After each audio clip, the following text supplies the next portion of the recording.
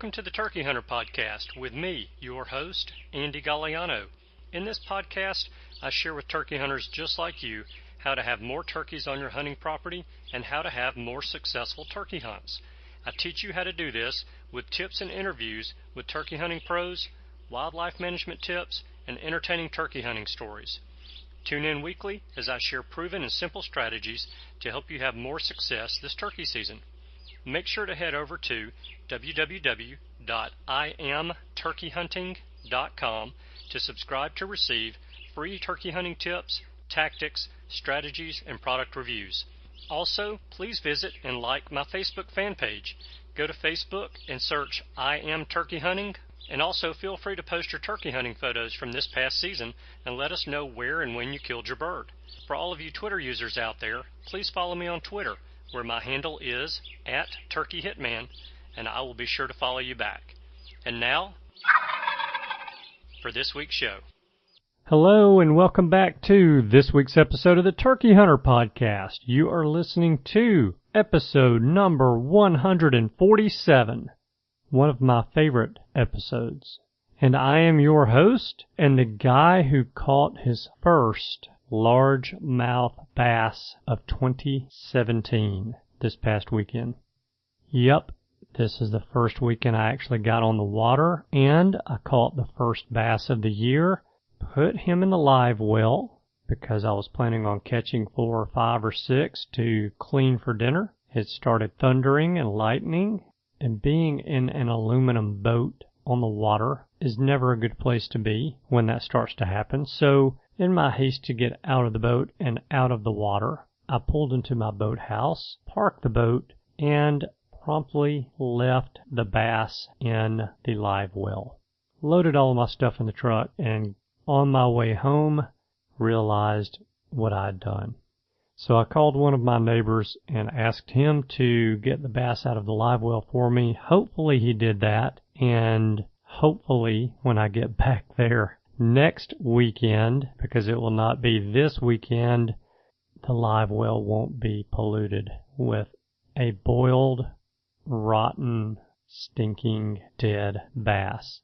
So, I don't know how to transition from that. We're just going to go right in and say today we are 210 days, 8 hours, 33 minutes, and 46 seconds away from opening day of spring turkey season in Alabama. And I am so thankful and so fortunate to host this show for you guys, and that you actually listen to this show each and every week. I love to talk about my passion and share it with others. And I always learn something by talking and interviewing guests on this show, and every once in a while I'm really just blown away by a guest where I get way more than I asked for during an interview. And today I am replaying one of those interviews for you guys again. You see, I'm taking a week off from the show because I'm actually working on something pretty big for you guys that I feel like will help all of us be better turkey hunters. So there's a little bit of a teaser for you, as I'm going to change the subject on you and tell you that I'm going to replay that amazing interview for you guys in a couple of minutes. But before I do, I have to bring you something new and valuable. A little something something. So the NWTF just released their fall hunting guide, and you can access that fall hunting guide by going to www.nwtf.org/hunt/article/fall-hunt-guide. And this fall hunt guide that the NWTF has produced actually shows us all of the states that have a fall season, as well as it can in a short little blurb tells us when those seasons are, what the bag limits are for those seasons, and where we can get more information on hunting in those states during the fall. Actually, the Turkey Hunter Podcast intern, Cameron, and I have been looking at the guide, trying to determine where we're going to try our hand at fall turkey hunting this season.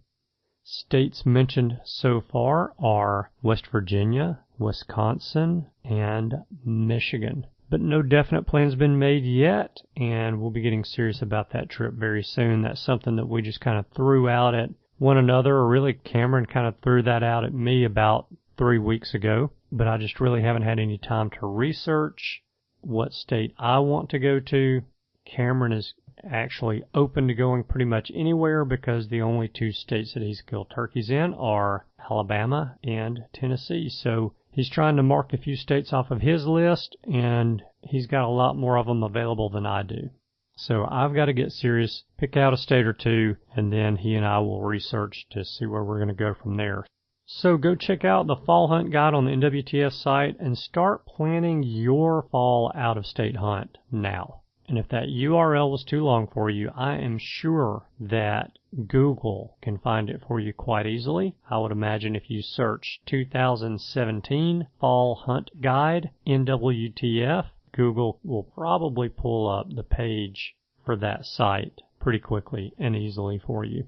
Okay, so here's the replay of one of my favorite episodes, which is an interview with Tim Knight about bow hunting turkeys without a blind. Listen in closely, as I'm pretty certain that you'll learn something from this interview that you may not have picked up on the first time you listened, or you may have forgotten since you listened to it the first time. Listen in close, and I'll see you guys on the other side. Hey everybody, I'm glad to tell you that I have on the line with me tonight Tim Knight. And Tim is, well, I've been told that Tim is the man when it comes to bow hunting turkeys and bow hunting turkeys without a blind. And this is actually a show topic that one of you guys recommended for the show, and I thought it was a great topic because I have a little bit of experience in watching somebody do this. I haven't done it, but I actually hunted with Corey New, with the turkeyologist, and Corey, well, he got a shot at a turkey without a blind, and I'm just going to leave that story at that for right now. But like I said, I've got a little bit of experience with watching somebody hunt that way. I thought it was very fascinating to watch, and when I got that recommendation from one of the listeners, I said, you know, this is something that I've got to see if we can learn a little bit more about, and I think it's going to be fascinating. So I've got Tim on the line with us. And Tim, before I ask you the first question, I actually just got a text message from Corey, and he said he's good to go now. So let's see if we can get Corey on the phone with us, and we'll just add another person and make it the more the merrier. Yeah, we're going to have a threesome. Yeah. Yes, indeed. Be my first one for the day.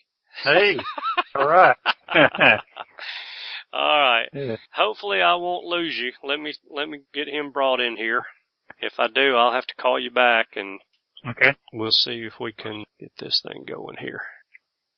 Hello. Corey New. Hello. Corey. Hey, Corey. Hello. Hello. Corey. I can hear y'all. Oh, we have everybody? I can hear you and Corey. I don't guess he can hear us. Well, I don't know if he hung up on me or I hung up on him, but it sounds like he might be. Oh, are you there now? If you can hear me, I can't hear you. Oh, that ain't no good. Tim, are you still there? I'm here. I can hear both of y'all. How about it now, Corey? Corey's gone. All right. We're going to try him one more time, and if it doesn't work, we're going to boogie with it. All right. Okay, let's see. All right. Corey. Hello. Corey. Yeah, I can hear you now. All right. Tim. Oh, no. I'm just messing with you. Oh, okay.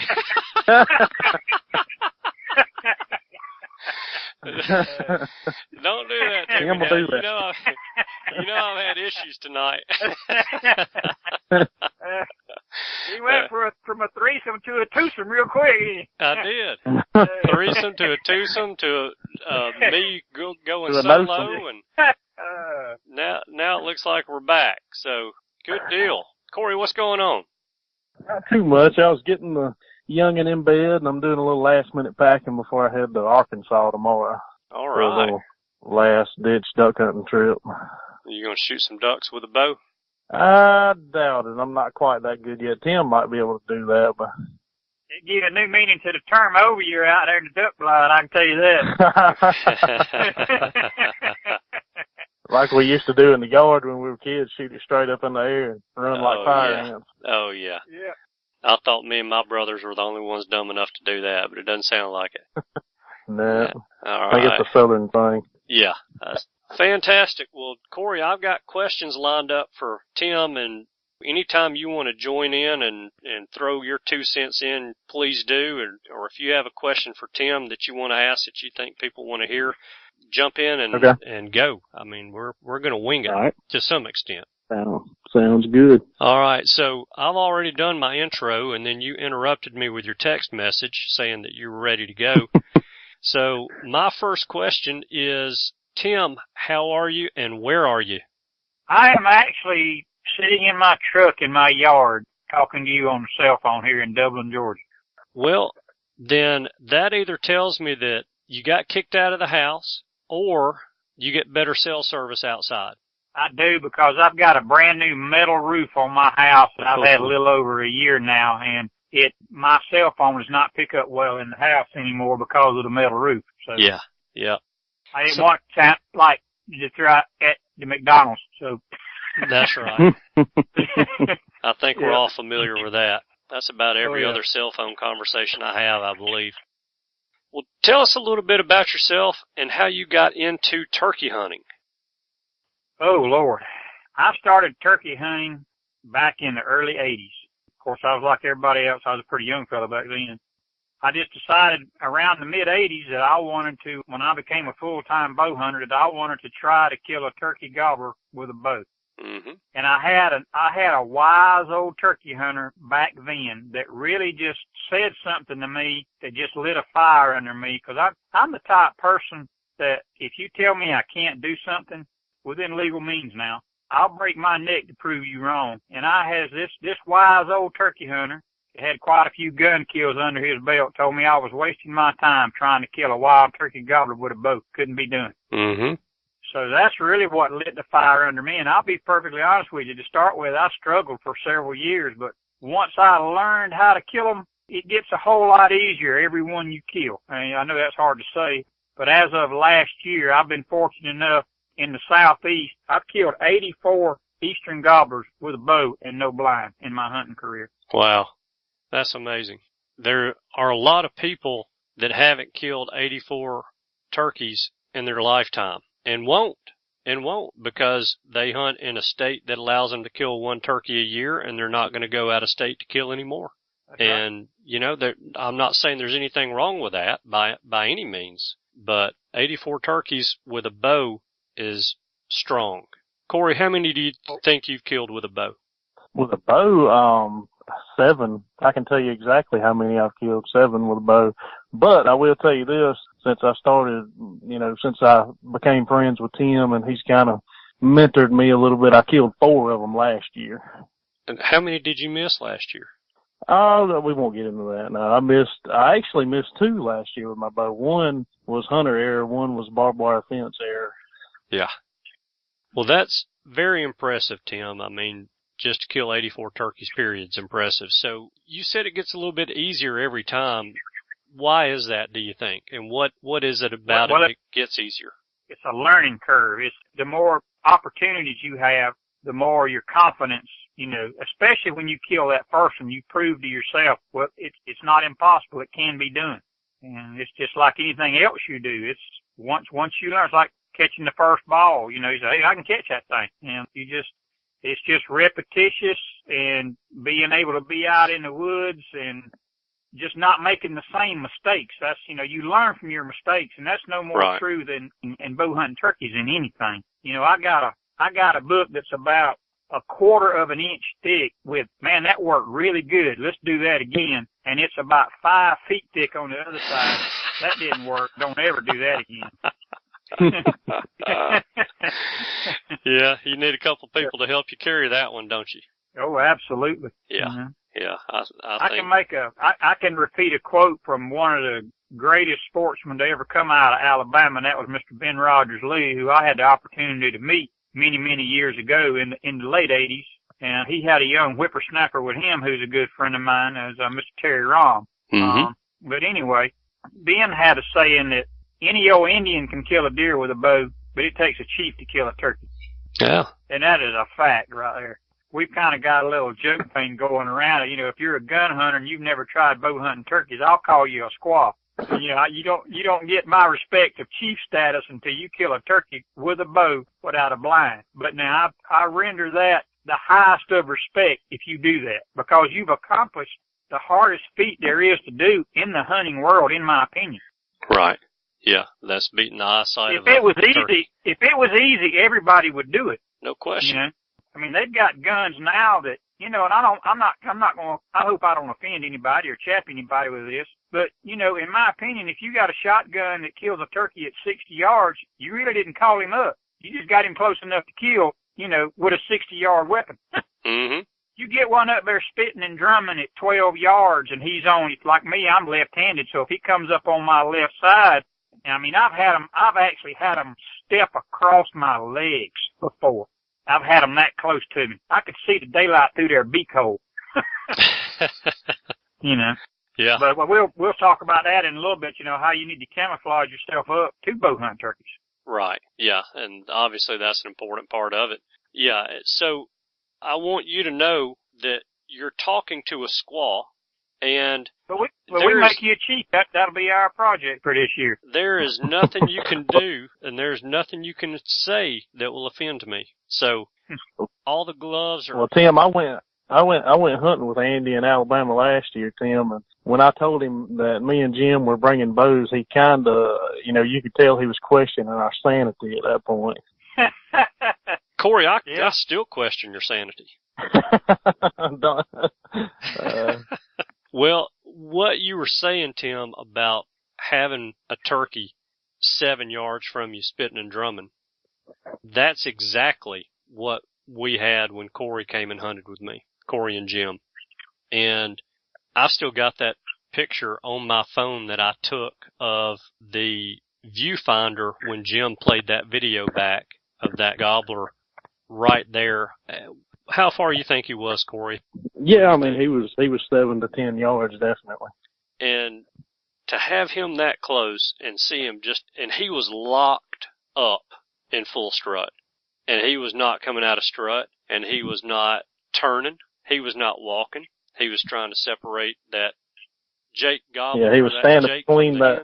Yeah. Exactly. He was standing right between that Jake and him, and it's actually an exception. I've seen very few do that, just lock up and motionless for what did we say? At least 5 to 6 minutes. Had to be an hour and a half. So in translation, yeah. Yeah. And it is exciting. I mean, there's no other way to put it. It's exciting, and it's something that everybody needs to experience. And people ask me from time to time, do I bow hunt turkeys? And right after no, I tell them that I'm just barely good enough to kill one with a shotgun. I'm not even going to think about shooting one with a bow. So there you go. I'm standing by that. I'm standing proud. My chest is stuck out. You can call me a squaw all you want to. We're going to move on to the next question. Like I said, you're not going to offend me, so the gloves are off. You say what you want to say, and we're going to run with it. All right, so what you may or may not know about these interviews that I do with people is that I like to do what I call the rapid-fire Q&A. And Corey has been through the rapid-fire Q&A, and I've got his time here in front of me. The rapid-fire Q&A is 30 questions, more about your preferences about turkeys and turkey hunting than it is anything else. And it's just a way for people to get to know you, kind of a little snapshot of you very quickly. And it is they're questions that people would ask you if they were having a glass of wild turkey at the camp sitting around the fire with you in the evening, more so than any other kind of questions. So if you want to play along and see if you can beat Corey News time, then I'll put a stopwatch on this thing and we'll see if you can beat him. How does that sound? Am I still the reigning champion? Were you ever the reigning champion? After you told me I was, you probably tell all the girls that, though. I do. It makes them feel really good. If you were the reigning champion at one point in time, you are no longer. So, Tim, do you want to know the fastest time that it's been done, just so you kind of know what to do? Well, I'm not so much interested in being the fastest as I am being the most thorough and educating the people out there if they want to kill one with a bow. All right. Well, I'm going to tell you that there may or may not be any questions in here that'll help somebody, but probably at least let somebody know what you like and what you don't like. All right, sure. So, all right, I'm going to start the stopwatch as soon as I start the first question. How many full-body turkey mounts do you own? 3. How many turkeys did you kill last year? 3. Diaphragm, box, pot and peg, or wing bone? Diaphragm. Wild turkey. 100%. Grilled, baked, or fried? Liquid. Wild turkey on the rocks, neat, with cola or with water? Cola. Number of grand slams? None. The make of your shotgun? Don't use one. That's right. Make of your... But if I did, it'd be 870. All right.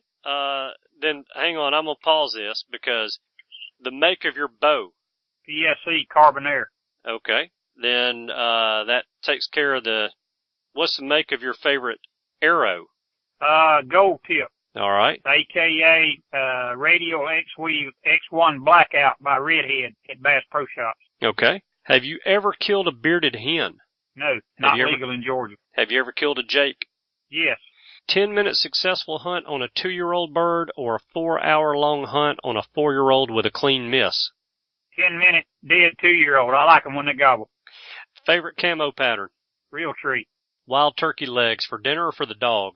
Make salad out of them, turkey salad. Boil them down, cut them up, add onion and mayonnaise, and make turkey salad like you do chicken salad. More or less than 5 strikers in your turkey vest?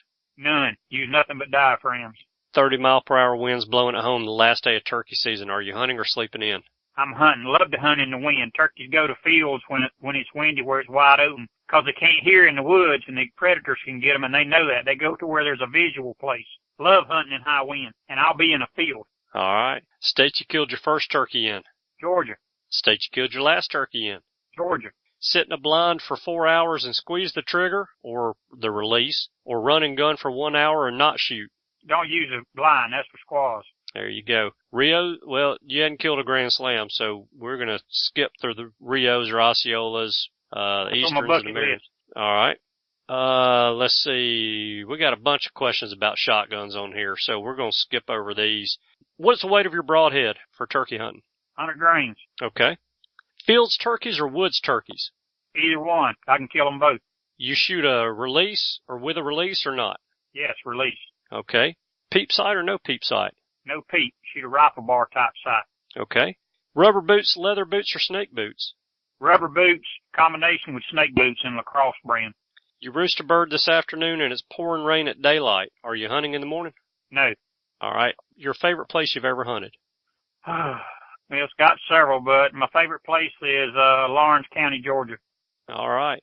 Now, it was a little bit tougher with you, Tim, because so many of my questions are geared towards shotgun hunters or gun hunters. Correct. So I didn't think about that when we started on this. So we had a bunch of questions that don't apply to you. So 3 minutes and 26.38 seconds is your time, which is very respectable considering the fact that we got a wild turkey recipe out of you. Well, I got under 3.5 minutes. Yep. That's pretty impressive.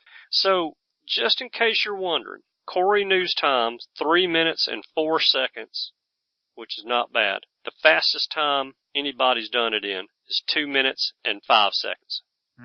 And I'll tell you that he had a little bit of a moral dilemma because he wanted to go through and do what you were doing, which was giving more than just a yes/no type of answer. But correct. It's hard to beat the fastest time if you're not just going to give a yes/no type answer. So anyway, I think you did a great job. You're not at the bottom of the list and you're not at the top of the list. So nothing wrong with that. But you're a turkey killing fool, and let's talk about some of that. So we talked about how difficult bow hunting turkeys without a blind is because of the turkey's eyesight. What is it that you do to counter a turkey's excellent eyesight in order to be able to draw your bow for a shot? I have a little old thing I use that I talk about at my seminars, and you have the mentality of become the bush. In other words, what you want to do is you want to get you a good quality leafy suit, get you a hat that you can put ornamental ivy in, you can buy it at any florist. You can buy it at the arts and crafts department at Walmart. You're going to put ornamental ivy on your bow. There's two things that you're really going to be really required to have to bow hunt turkeys successfully without a blind. You're going to need to get you a bow pod, which is a two-legged device that will stand your bow vertical in the ready-to-shoot position beside you. And you're going to need a good quality vest that's got a backrest in it. They make one called the Turkey Lounger that they sell at Bass Pro Shops. That I love it. And what it allows you to do is it allows you to sit anywhere with comfort with back support. If you've got a regular turkey vest, if you don't have a tree to lean up against, you're not going to sit there very long. Right. You're going to be uncomfortable, and you're not going to be able to sit still. If I was to go back to gun hunting for some unknown crazy reason, I would still use the method I'm using now, and I would wrap my gun in that ornamental ivy all the way out to the end of the barrel. Because turkeys are used to seeing movement in the woods all the time. Stuff moves.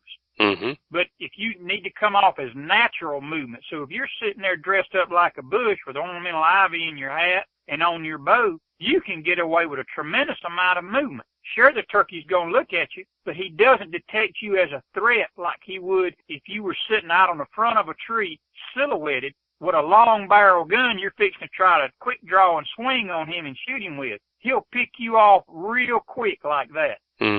Especially a hunter that wears a billed cap.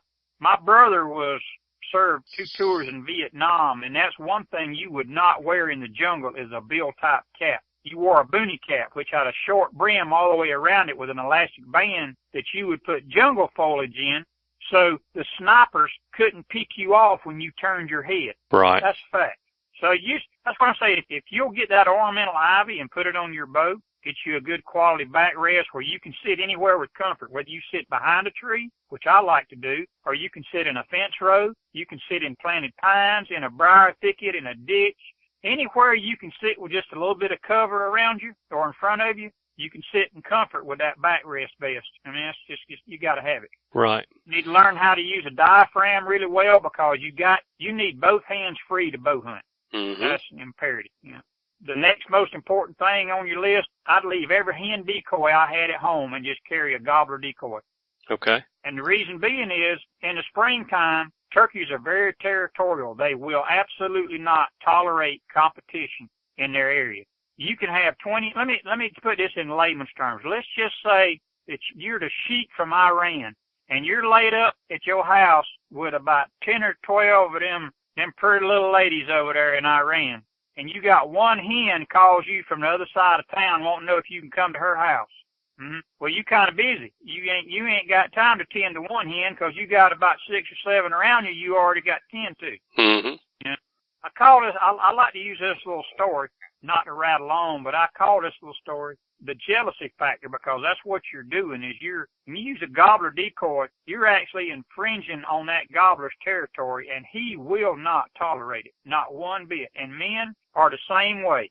Let's just say a guy's been gone from home for a year. He gets home after a year and he's ready to see mama. You know, he's ready to see mama. Well, he pulls up in the yard and he sees 5 or 6 little cars out there. And he says, "Oh, mama's having a little Tupperware party to buy her time while I'm gone." That's cool. But you let that same guy pull up in the yard and he sees a big old jacked up 4-wheel drive truck in the silhouette of a strange man in his house. Lawyers call that temporary insanity. It's the same way with hunting gobblers. They will absolutely not tolerate competition in the springtime. He'll leave a harem of hens to come run off a gobbler if he thinks he's in there trying to get his hens from him. Do you find that gobbler decoy runs off some subordinate birds? Every once in a while it will, but there again, if it's running off subordinate birds, that tells you that there is a dominant bird in there that's done whooped them down, you know. Exactly. But it's very, very seldom happens. Most of the time, if you got multiple birds, I've even had big groups of jakes just come over there and just whoop my gobbler decoy. I had to get up and run them off before they tore my decoy up. Oh, yeah. Yeah, a flock of jakes, they're bad news. Yeah, they are. Like a bunch of velociraptors. Yeah, yeah. Well, that's pretty interesting, and I think that's something that I've never had anybody really share on the show before, and that's camoing up a bow or even themselves and breaking their silhouette up like that. And I think that's very interesting, and I think it's a great thing. I didn't mention this to you the other day, but Corey knows about this, but I've actually authored a book called Bow Hunting Turkeys A to Z, and it covers all that with illustrations and pictures, shows you shot placement on the gobbler, and, if you want to talk about that in a little bit, we will too. Yeah. About where to shoot one with a bow. But yeah, a book does exist. It's called Bow Hunting Turkeys A to Z. Okay. All right. And then, so tell us where we can find that book. Is it on Amazon, or is it something we need to order from you directly? No, they can contact me. They can call me at my shop, or they can contact my email, which is bowkill7@yahoo.com. That's BOWKILL, the number 7, not spelled out, but just bowkill, the number 7, @yahoo.com. Okay. They can do that, or they can call the business. It's area code 478-275-4112. Okay. All right. That's great information to know. So, I'm an Alabama boy, so I've got to ask the question, are there a lot of pictures in that book? Because if there's a lot of words, I may have a hard time with it. Absolutely. All right, good. I've even got quotes. I've got, and of course there's several quotes in there too. I mean, y'all got probably one of the best known living turkey hunters now, and that's Steady Eddie Salter. Me and the turkey man Eddie Salter have shared hunting camp many times. Yeah, he's a good one. He's been on the show Yep. a few times too. He's just a wealth of knowledge and loves to share his information, his knowledge with everybody. So it's been good having him on the show. Yeah, I can imagine hunting with him is probably a trip. Well, the two of you, from what I know of you, Tim, the two of you together, hunting together, that's got to be a trip. So I bet that's a lot of fun. Eddie and I both have been very fortunate to be able to hunt with a lot of the country music celebrities out of Nashville in an event we call Country Goes Hunting every year down in southwest Georgia. So. Yeah, good deal. So is it possible to kill turkeys consistently with a bow and without a blind and without decoys? Because you mentioned that decoys are important. So, but I mean, is there ever a time when you don't put a decoy out? No, but there have been times where I have shot gobblers with my bow that didn't see the decoy, and they just happened to come up on the side where I could draw and shoot them, and they're going to have to walk behind something or be distracted or have their tail fanned to you where you can get drawn on them then. Right. But then again, I've actually had them at the decoys where they were just actually facing straight at me, and I said, well, I got to draw. I mean, it was one of those deals. I'm telling you how to draw. And I'd draw back slow and methodical and not make any quick herky-jerky movement, and a turkey would look, but he would like, oh, that's just a bush moving. And he would go right back to what he was doing. Yeah. So I've had that happen too. Had it happen on the first bird I killed last year. And you know as well as I do, when a turkey sees movement, he's going to do one of two things. He's either going to haul butt or he's going to poke his head up and look. And the bush, the breaking up your silhouette like Tim was talking about really, really helps with that. Yeah. Well, I noticed that you and Jim both, Corey, had the vine, the artificial ivy vine on your bows when you came and hunted with me. And I think I've still got some of Jim's laying around the property over there. So we need to keep him out of the briars a little bit more next time. Maybe it won't start growing. Yeah. I don't think we're going to have a problem with that. So I know from hunting with Corey that he puts his decoy pretty close. I'd say, within that 5 to 10 yard range. And Tim, I'm not going to insult you and say that Corey does everything exactly the same way you do, because I know Corey sometimes doesn't follow directions. At least that's what his wife's told me. But tell me about how far you're going to put that decoy away from your setup. On the average, 18 steps. Okay. Why 18 the magic number for you? Because if the gobbler's just on the other side of my decoy, which I call Ralph, he's 20 yards. If he's on my side of the decoy, he'll be 15. Okay. And that's basically the distance that I practice. Because you got to remember, you're shooting something the size of a grapefruit. I mean, that's about the size of a turkey's vitals, and they're further back than most people realize. And we can talk about shot placement here in a minute, but I can't stress enough to always try to shoot the turkey broad-sided. And the reason being is if you try to shoot him in the back or you try to shoot him straight on in the beard, if you don't paralyze him, he can fly. If he doesn't live but 20 seconds, it might be a lethal hit, but if he lives 20 seconds, he'll fly where you can't find him. Yeah. I would imagine you've had to get pretty good at tracking birds that have been shot with a bow as well. I'll tell you something I did learn. If you was a ninja, if you could walk up there and take a machete and chop that turkey's legs out from under him to where he landed on his breast, he can't fly. Right. His wings ain't broke. It takes a tremendous amount of thrust to get a mature gobbler airborne. He actually has to jump to fly. Mm-hmm. Because so he can get air under his wings. If you shoot one in some high grass or something and you knock a leg out from under him where he can't get air under his wings, you can run him down. Right. No problem. You just can't get airborne. Yeah. Yep. I know the reason you want to try to shoot the turkey broadsided is that just gives you so much less or much more margin of room for error. Because if you strike center mass of the bird, you're either going to destroy the wing or the wing muscles that control that side or the other side or both. Or if you hit him in the hips, you'll destroy one or both legs or the muscles that control those legs. So, it gives you a lot more margin of error, especially on a large cut broadhead like the one I have, the bipolar. So. Okay.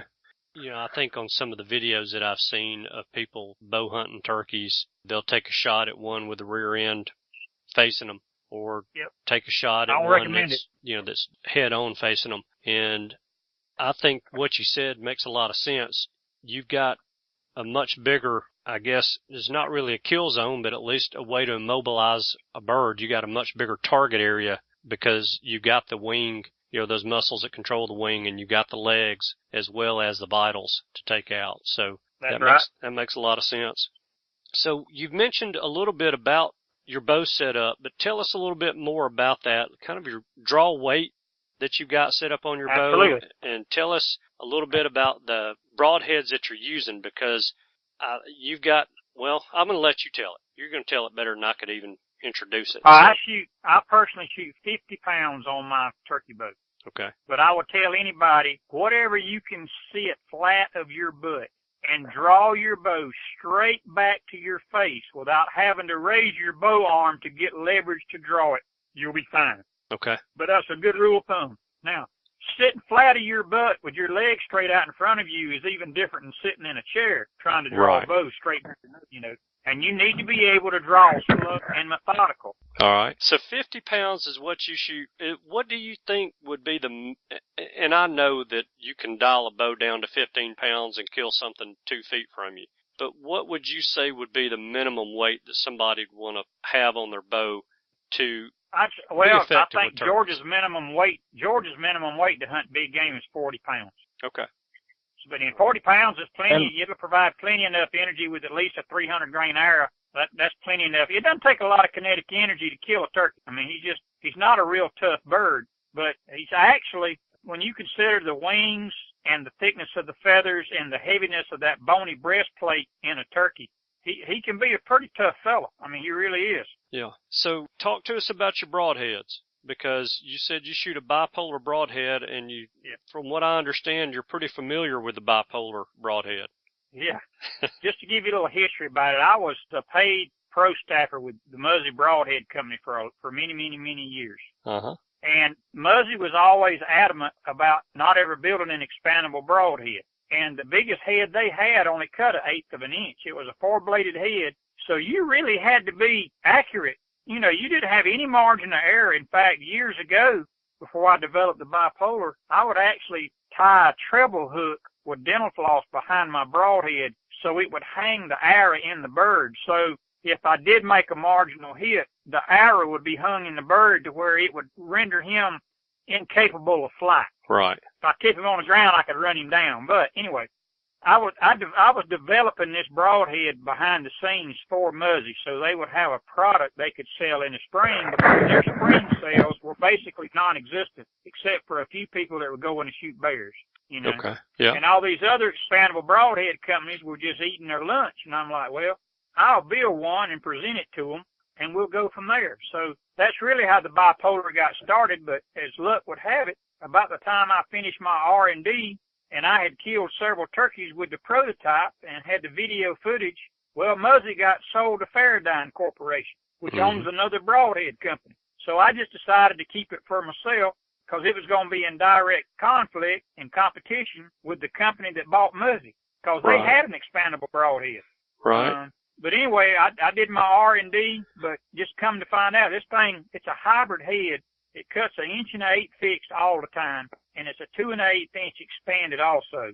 So with the trocar tip on it, you got a little over 5 inches of total cutting surface, which is more total cutting surface than any other broadhead on the market right now. Mm-hmm. And it just absolutely creates a devastating wound channel. Because as a bow hunter, you get what you cut. That's the bottom line. You create hemorrhage, you can cut all the hair, skin, and meat you want to, but until you get in there and cut the tissue, the heart, lung, liver, whatever, it's just not doing you any good.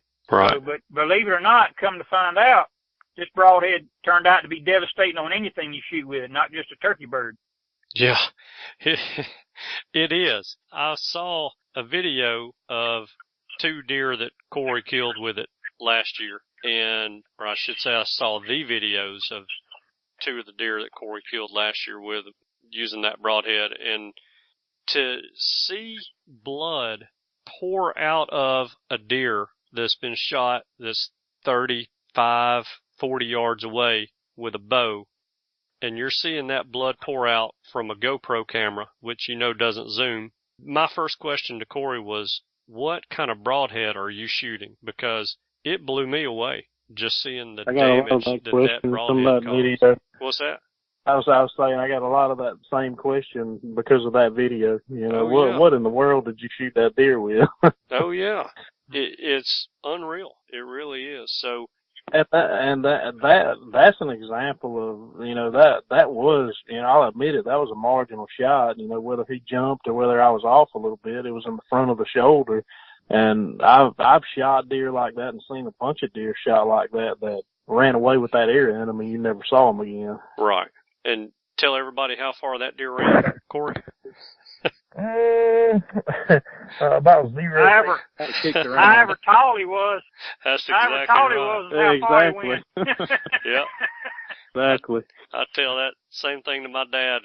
We deer hunt together all the time, and I'll shoot a doe or something. He'll say, "Did it run?" And I'll say, "Yep." And I'll hold my hands about 2 feet apart, and I'll go about that far, straight to the ground. So yeah, that's how far that deer ran. And Corey said it, I didn't. It is a shot that you would expect a deer to run. Where you hit that deer, I Sure. think most bow hunters would say that they would have expected that deer to run. And, maybe a chance that the deer runs far enough that you don't recover it. But with that broadhead and that cutting surface, it did the damage and knocked that deer flat on his rear end. It was impressive.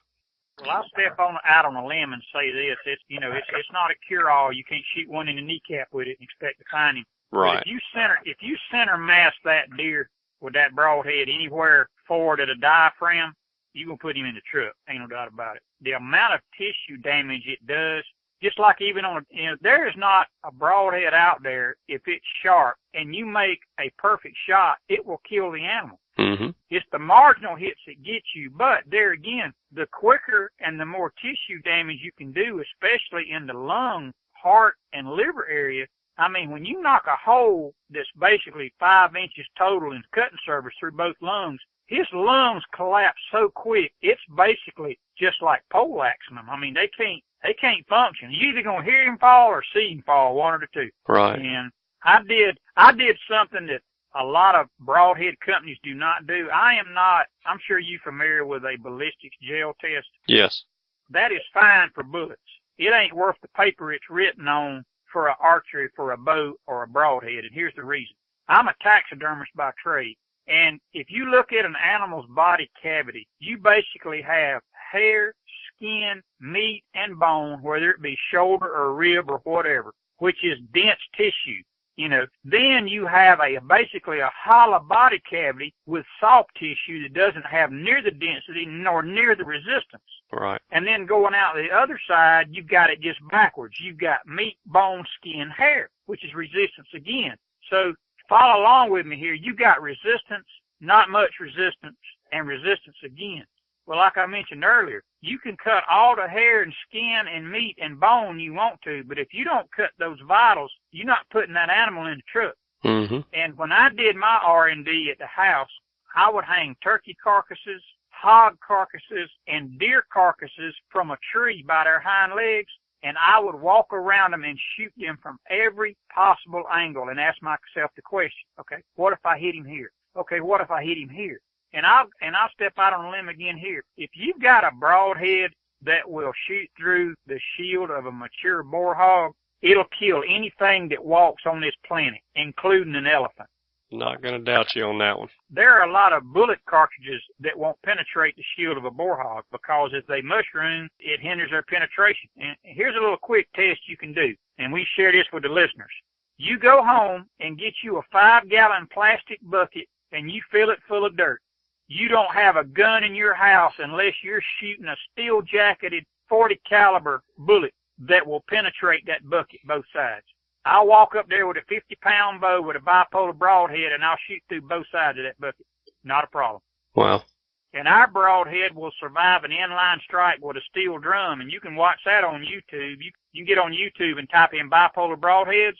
And also, while we're talking about that, if you want to jot this down, my son has a web page or a video page on YouTube, and it's under Duckman, Duckman 2288, Duckman 2288, and you can go on there and watch the bipolar at work shooting hogs and turkeys and other critters on YouTube. Yeah, it's worth watching. I haven't seen those videos, but I can tell you from the videos that I've seen of Corey shooting those broadheads, it's impressive, and I could definitely see. Anything we've. Go ahead. I was going to say anything we've shot in the past, 2 years has been with bipolars. You can get on our YouTube channel, The Turkeyologist, and watch any of those videos also. And that video we were talking about earlier is on there, and I'll be loading up all of last year's turkey stuff here in the next couple of months, getting ready for turkey season. Yeah. Even Jim received his chief feathers last year. That's right. He talks about that daily. Tim, but he got his chief feathers. Something to be proud of. I'm sure he brings it up around Jamie all the time, doesn't he?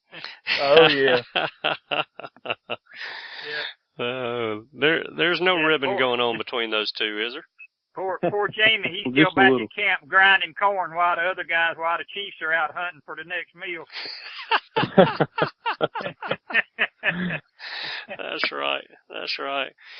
Okay, so we've talked about what you're shooting. We've talked about what you're shooting at. We've talked about how close you're getting them. And we've talked about where you're aiming. So what I want you to do is give us some recommendations. Let's say if I was a beginner bow hunter of turkeys, would you recommend that I start off bow hunting turkeys from a blind just to kind of cut my teeth? Or do you think that really doesn't matter? Do you think it matters more how much experience I have just hunting turkeys or hunting, period?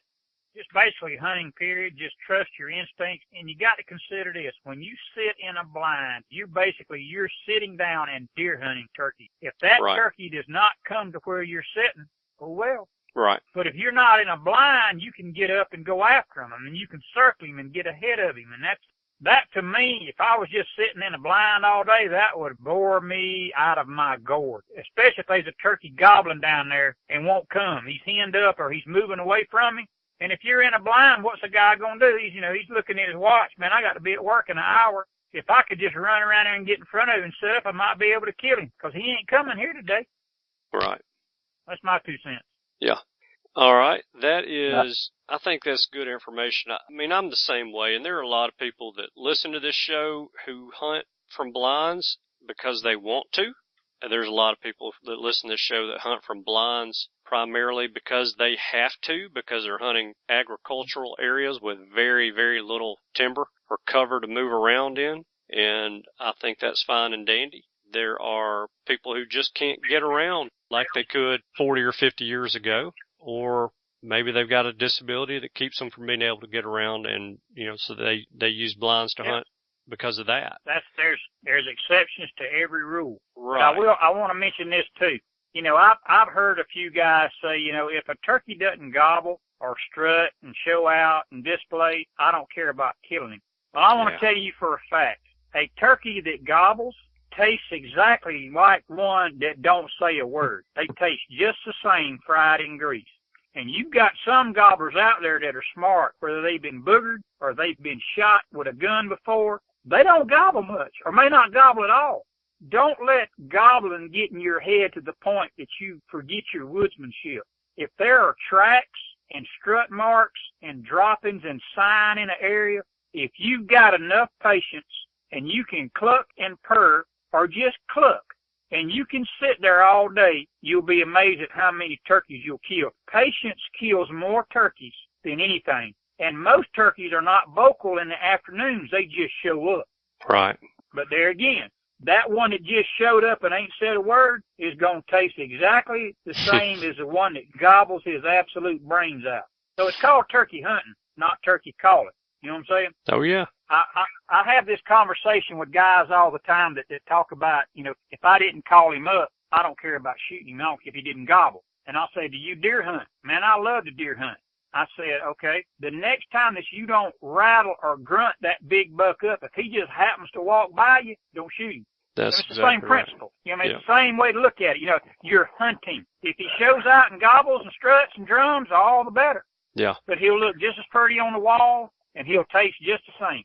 And I got a couple of recipes just right quick I'll give you before I close this thing, too. Yeah. One of my favorite ways Andy, to take... Go ahead. I was just going to say on the note of, somebody that's never killed a turkey with a bow and they want to do it, a lot of times they sit there and say for years, I'd love to kill one with a bow, but, the first step to anything is actually taking it and going ahead and biting the bullet and committing to it, Right. If you go a couple of times and have a bad experience, a lot of people just go right back to the gun. You just gotta commit to it and stick with it and it'll happen.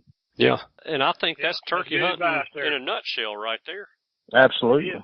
So, yeah, I appreciate you throwing that in there because I think that is important for people to hear that. I would imagine there's a lot of frustration. And, Tim, you mentioned it when I asked you about how you got into turkey hunt and, how you were talking about how it was hard to bow hunt turkeys when you first started out, but it's gotten easier. So you've gone through it. You were there.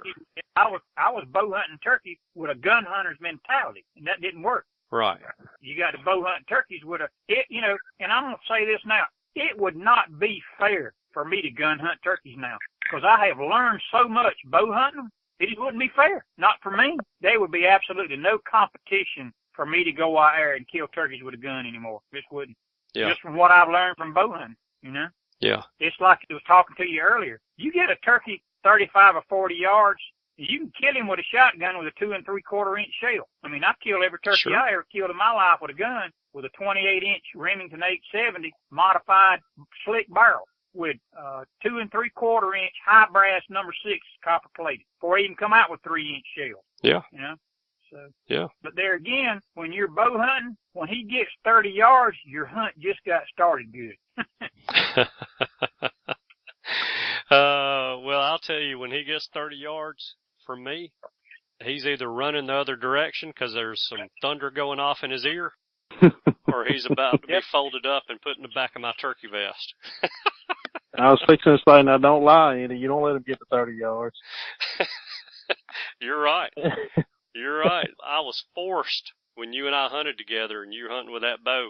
He was too dry after I missed him. Well, why don't I tell you what we'll do? If we can work it out, we can get our schedules together. I'll come up there and I will personally help you try to kill you with turkey with your bow. That means I got to buy a bow. But okay, I'm game. Yep. We can do it on my place. Uh-oh. Well, it's always fun killing somebody else's turkeys now. That's yeah, all right. Yeah. Tim, don't forget I got this recorded, and we're about to have a bunch of witnesses when this call airs. I love that attitude. Oh, he just hunts with a bow. He ain't gonna kill none of your turkeys. Let him go. Now, hey, we said Andy now. We said Andy. Yeah. I understand that. Yeah, we're gonna help Andy kill one. Yeah. Well, I'll have my judge with me just in case the bow shot doesn't go where it's supposed to, and then we'll see if that judge can put him down at that distance before he gets too far away. Tim, you were going to share a couple of turkey recipes with us. Well, one of my favorite recipes is very simple. I'm sure everybody knows how to bone their turkey breast meat off. You got 2 slabs of meat from either side of the breast. Mm-hmm. I like to take it and put some, it's called Tiger seasoning, but you can use Lowry seasoning salt if you want to. Yeah. But this Tiger seasoning you can buy at Kroger. I don't know if you got Kroger grocery stores there where you're at. We do. But it's basically a garlic powder salt's what it is. But just put it on both sides of the breast and then heavy with black pepper. And then you grill that breast half like a steak. And if you're not much of a cooking guru, you just keep you a thermometer there with you. And when the center of that breast gets to 160 degrees, take it up. Right. Because it's going to keep cooking some after you take it up. And then it's real simple. You just take a stick of butter and melt it.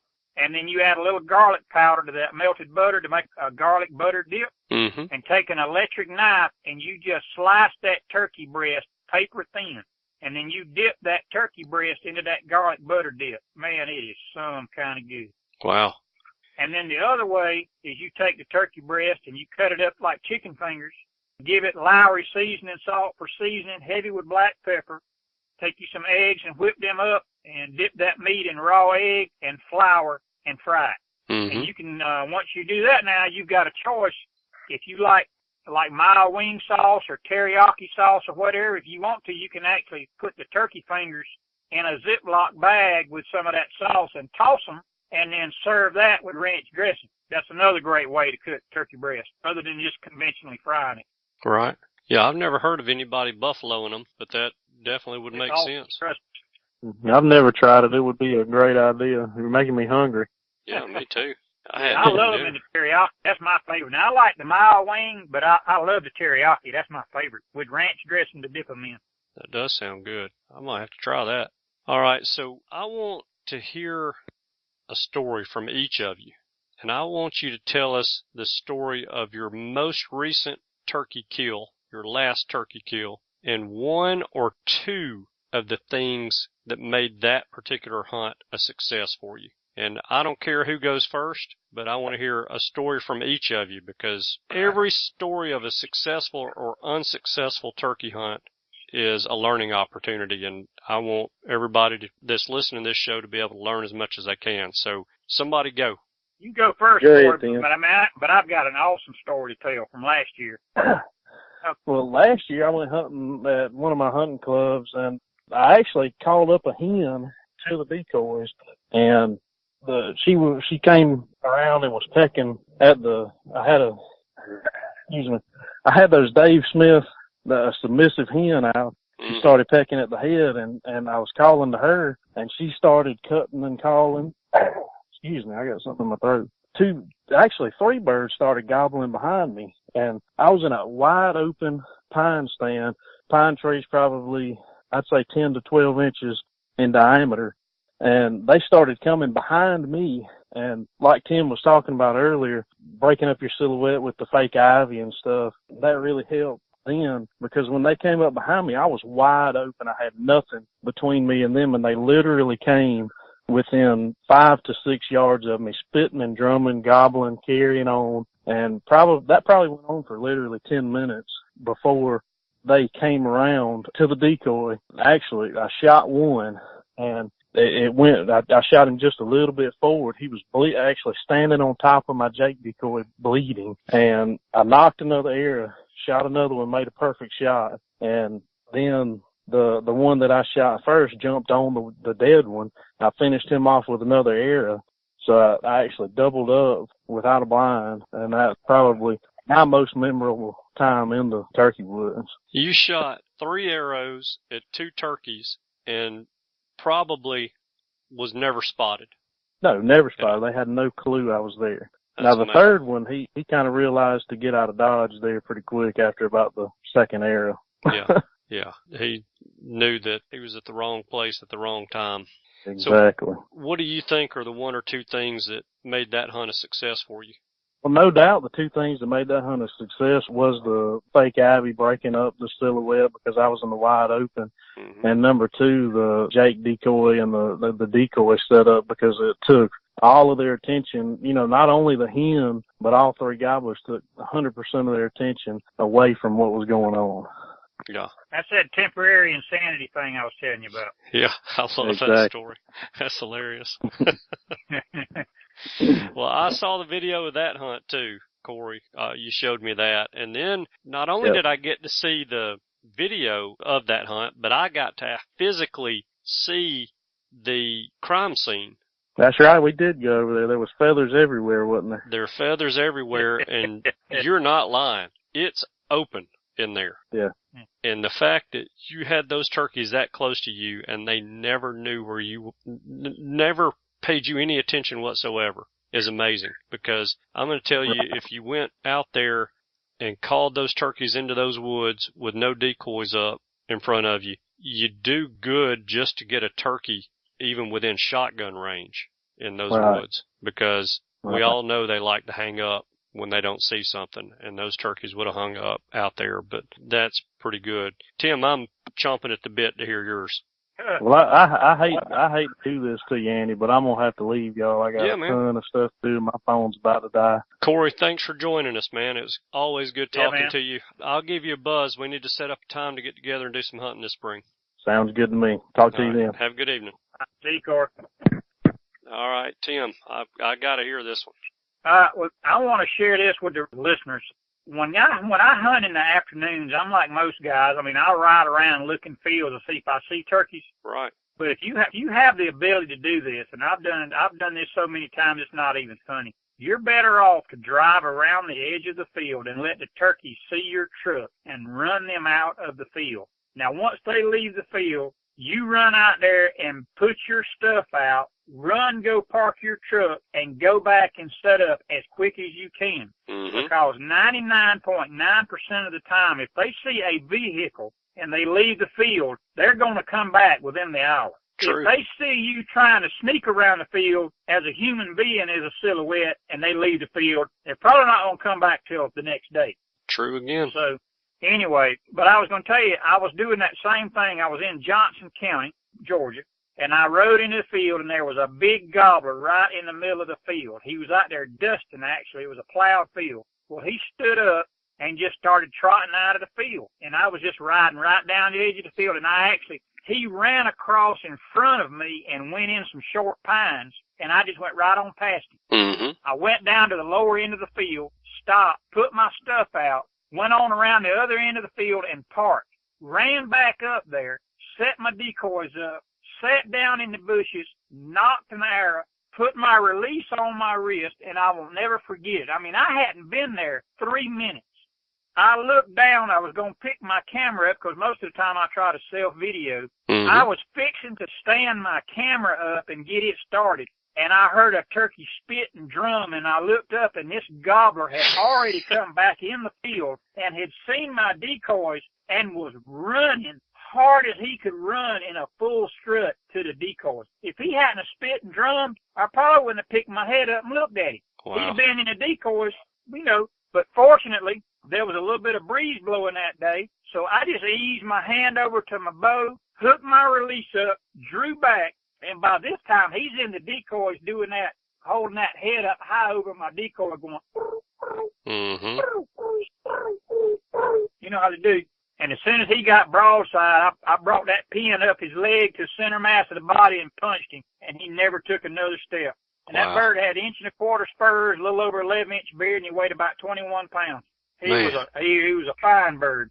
And, I mentioned earlier about that YouTube page Mm-hmm. with that Duckman 2288. Yeah. I got to brag on my youngest son a little bit. Year before last, my youngest son in that same field killed the new Georgia atypical state record. He killed a 5-bearded bird out of that field with Wow. no blind and his bow. And it's Wow. also number 9 in the world. How about that? And I had to, I'm a taxidermist by trade, so that was an awesome privilege to get to mount my youngest son's state record and ranked nationally or world. And we actually had it on display. I put it in the competition at the NWTF convention in Nashville last year, and it took a blue ribbon. So Very nice. But you can see that hunt. You can watch that hunt on that YouTube page, Duckman 2288. Okay. I will definitely check that out. You're going to have me staying up all night watching turkey hunting videos. Yeah, that's what we do, man.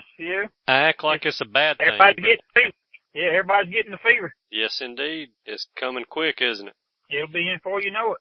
So let's bounce back to your hunt real quick, and then I'm going to cut you loose because we've been on the phone for quite a while, but I certainly have enjoyed every second of it. So on that hunt where that turkey ran out of the field and then came back, what are, you think, one or two of the things that made that hunt a success for you? Well, it was just that I have learned in my experience that if a turkey or a group of turkeys sees a vehicle, you know, they're used to seeing farmers in their trucks or people tending their fields all the time or a vehicle on the highway, they'll leave the field because they're uncomfortable, but it doesn't spook them to the point that they don't relax and come back out in the field. Right. Yep. So, in fact, you know, I told you when we were talking before we got on the public phone, you know, I told you I called up one of the first turkeys that Blake Shelton ever killed earlier in his career when he just first hit the radio with Old Red, and this has probably been 12 or 13 years ago. Mm-hmm. And that's how we killed that turkey. We drove out in the field, and the guy that I was with was about to have a fit. He said, "The turkey's in the field. The turkey's in the field." I said, "I see him." He said, "What are you doing?" I said, "I'm fixing to drive out here and let the turkey see the truck and run out of the field." He said, "Man, why are you doing that?" I said, "Trust me, they'll be back out here within an hour." And sure enough, 30 minutes after we set up, that group of turkeys, which was one gobbler and about a dozen hens, came back out there. They came all the way across the field to the gobbler decoy, and Blake killed him. Yeah. I have seen it numerous times as well. You scare a bird a lot less with a vehicle than you do if you're on foot. Absolutely. And it's, God, I can't tell you how many times I've had that happen. I mean, the place that we hunted in Florida, Osceola hunted down there, the guy that owns the ranch that's what he did. He was a rancher who had cattle on his ranch. And so he's in his vehicle all the time, and those birds are used to seeing vehicles, and they're not scared of them. But you get out of the vehicle, and they will leave the country. They'll turn themselves inside out trying to get out of that field. Absolutely. But you literally could drive up to those turkeys in a truck and get within 35, 40 yards of it. You could have killed turkeys out of the truck if you wanted to with a shotgun. Mm-hmm. And that's in an area where they're conditioned, where they're used to seeing vehicles day in, day out, and they know that those vehicles don't cause any harm. But I'm going to tell you that in an area where a turkey doesn't see a vehicle all the time, he doesn't consider that to be a danger because coyotes and bobcats don't drive trucks. That's right. And so it's something that's new to them, and they don't really see it as being a huge danger. Whereas it's not a threat. It's not a threat to them. And that's exactly right. They don't see it as a threat. That's exactly right. And I think that's a great piece of advice. You'd much rather run one out of a field with a vehicle than you would even try to sneak up on one that's in a field on foot. So I think that's smart, definitely. Tim, man, I can't tell you how much I appreciate you taking time out of your evening to come on the show and share your knowledge about bow hunting, turkeys, and not just that, but, you know, you really have gone above and beyond what I asked you to do because you shared 2 or 3 recipes with us. You shared just knowledge of hunting, period, then knowledge of hunting turkeys in addition to that. And I just can't express to you how grateful I am for you taking time to do that and share your knowledge with us. And, you know, what I would like for people to do is if there's something that you do that they need, I want them to be able to get in touch with you to be able to help them out. So we talked a little bit about your broadheads. We talked a little bit about your book. You mentioned that you're a taxidermist. So I'm going to give you a couple of minutes to plug your wares one more time. Let us know where you can find them, and then we're going to call it a night. All right, sounds great.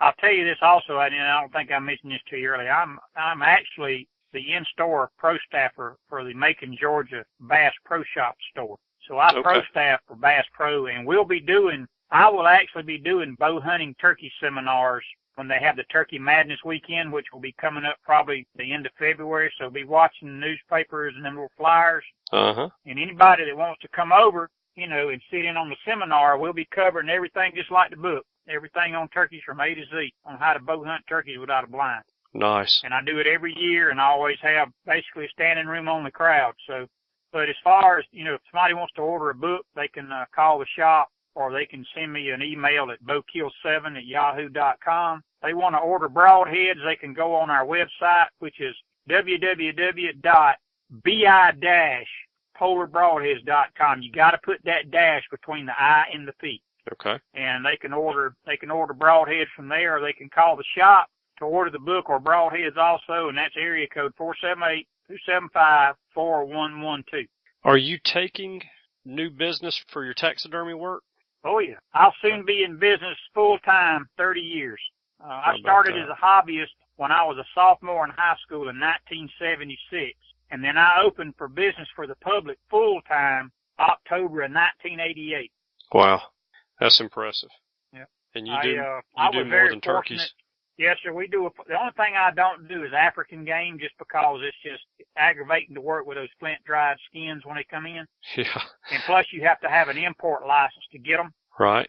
And I know that sounds French to a lot of people, but when you have an import license like that makes you subject to search and seizure from customs 24/7. Right. So if the man comes and knocks on my door at 3 o'clock in the morning and says, Mr. Knight, we need to go inventory your freezer at the shop. We think you've got an illegal item. You can go let them in, or they'll let themselves in. Mm-hmm. You see what I'm saying? Yep. But I've been very fortunate. I used to be the president of the Georgia Taxidermist Association. In 1990, I was fortunate enough to win the best all-around taxidermist in the state of Georgia. And in 1993, I won the best all-around taxidermist in the nation in Richmond, Virginia, at the national convention. So very nice. I would like to close by saying this. I've always lived by a saying that my daddy pretty much just drove into me, ever since I was old enough to understand it, but it still means a lot now.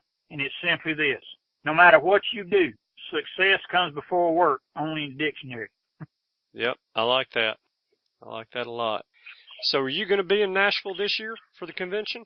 I will not be there this year. I've just got too much on my plate at the shop. So okay. We average mounting anywhere from 60 to 100 turkeys life size in my shop every year. So it's this time of year I'm really trying to hump it hard, to, for lack of a better term, to get all the turkeys back out before turkey season starts again. Right.